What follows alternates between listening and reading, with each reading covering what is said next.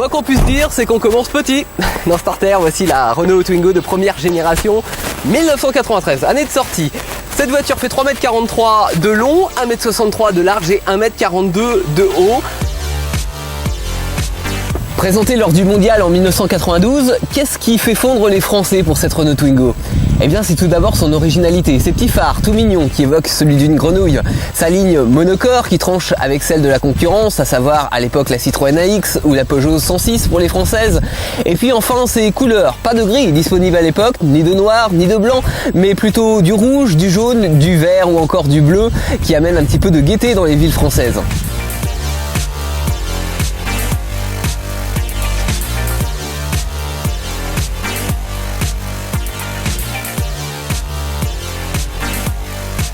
En 1993, Renault ne développe pas de moteur spécifique à la Twingo, il emprunte simplement l'antique Cléon-Fonte qui a déjà fait le bonheur de la R4, de la R5 ou encore de la R19. Il est décliné ici dans une version de 55 chevaux. Puis quelques années plus tard, en 1996 exactement, Renault met les mains dans le cambouis et développe un nouveau moteur de 60 chevaux, beaucoup plus moderne. Enfin en 2002, il propose également à ses clients une version 16 soupapes de ce moteur qui développe alors 75 chevaux et c'est le cas ici. Alors ce qui interpelle sur cette voiture, c'est le peu d'espace réservé au moteur au profit de l'habitabilité intérieure. Le bloc moteur a été logé même un peu sous l'habitacle, il se situe en son centre avec le cache moteur ici, la jauge de niveau d'huile qui se situe juste ici, donc très accessible, le réservoir d'huile juste à sa gauche, les petits tuyaux qui ressortent là, ce sont ceux de la climatisation qui sont livrés en série sur cette version, et puis à droite, c'est la batterie avec les différents niveaux, que ce soit de lave-glace ou de frein.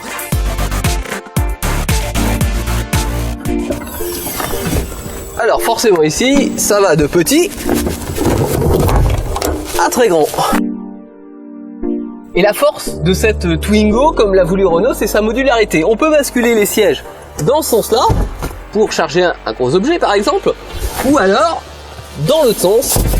Là vous allez me dire, ça sert pas à grand chose, mais Renault a prévu qu'on pouvait dormir dedans. On va vérifier ça quand même. Hein.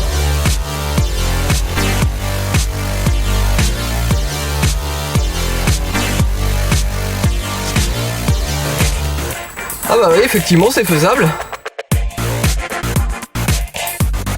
À l'arrière, forcément, c'est l'inverse. Soit je recule ma banquette au maximum et je dégage un espace digne d'une R25 pour mes jambes, soit je rapproche ma banquette et mes jambes sont coincées entre les deux sièges.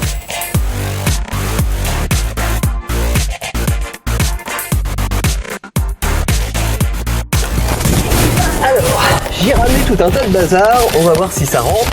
Renault l'a dit grande cette voiture, on va voir si ça se vérifie. Alors là déjà on a des choses dans cette petite pochette, il reste le backport, très bien, il y en a un autre de ce côté là, et puis ah bah le fameux vide-poche.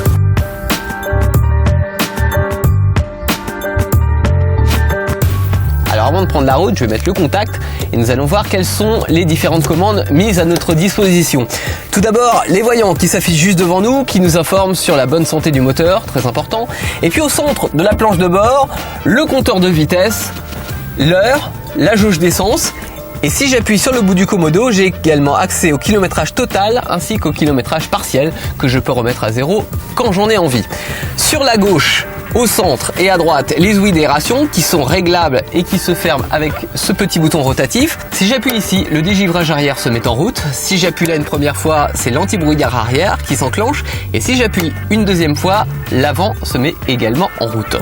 Alors moi ce que j'adore c'est ça, on dirait le bouton de question pour un champion, mais si j'appuie, la réponse c'est que ce sont les warnings. Sur mon commodo de gauche, je mets mes clignotants, mes veilleuses, mes codes, puis mes phares en tirant vers moi. Et si je veux repasser en feu de croisement, je rappuie une fois. Et puis juste au bout, le klaxon. Quant à droite, en plus de piloter l'ordinateur de bord, si je tire, j'enclenche le lave-glace ainsi que les essuie-glaces qui sont paramétrables en 3 vitesses dont une intermittente. Et si je pousse, c'est l'essuie-glace arrière qui se met en marche. Au centre des commandes très simples, le chaud ou le froid, les différentes buses d'accès, et puis ici la vitesse de ventilation en extérieur ou en recyclage d'air dans l'autre sens. Et le petit bouton, ici, c'est la clim. L'autoradio livrée en série sur cette version dispose d'un lecteur CD, de 6 stations préprogrammables, de 4 haut-parleurs et de la commande au volant très pratique. À noter également que cette version de 2007 propose un airbag conducteur, passager ainsi que 2 latéraux logés dans les sièges de série. Quant à ma contre-porte, elle regroupe le réglage des rétroviseurs électriques, les commandes de vitres électriques gauche et droite. J'appuie là, c'est le plafonnier. J'appuie là, on est refermé. Alors plus surprenant, si le siège avant peut se régler en hauteur, la colonne de direction, elle, ne peut pas. On va pouvoir y aller. Attendez, j'oublie une personne. Brigitte, la propriétaire. Bonjour Brigitte. Bonjour. Alors c'est à toi qu'appartient cette petite voiture, cette petite Twingo. Tout à fait. Depuis quelle année? Depuis 2011. Depuis 2011, très bien. Que tu utilises tous les jours cette voiture? Quotidiennement pour me rendre à mon travail. Pour partir en vacances aussi? Ah oui, pour partir en vacances, ça c'est mon véhicule puisque ça me sert à la fois pour visiter mais aussi pour dormir. Ah, on a testé justement les sièges. Renault avait eu cette idée à l'époque. Et alors on dort bien sur ces sièges?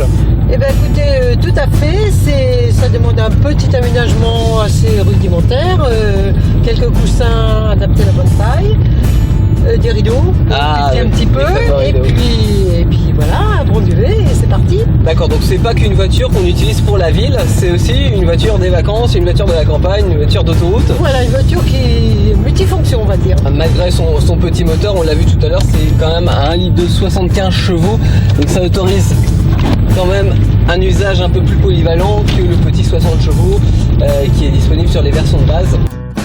Alors Brigitte, s'il y avait 3 qualités, 3 défauts sur cette voiture, ça serait lesquels?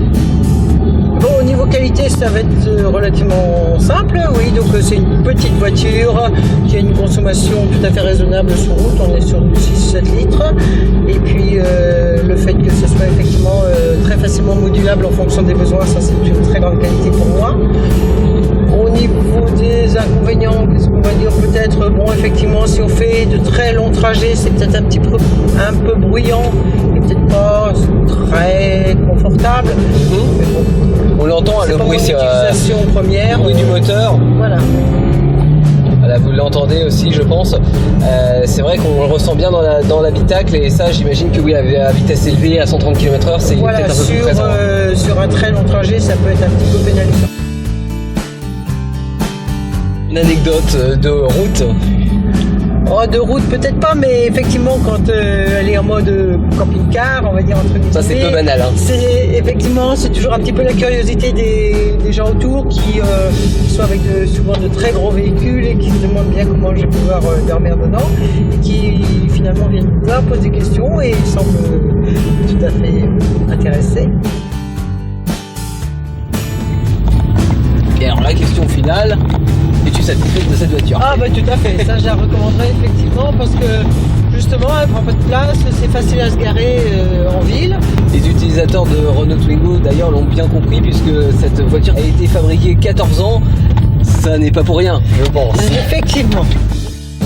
C'est ainsi que s'achève notre route à bord de cette Renault Twingo de première génération. On va se retrouver très prochainement pour un nouvel essai bien entendu. Juste avant les clés, merci Brigitte. Merci beaucoup. Au revoir. Au revoir.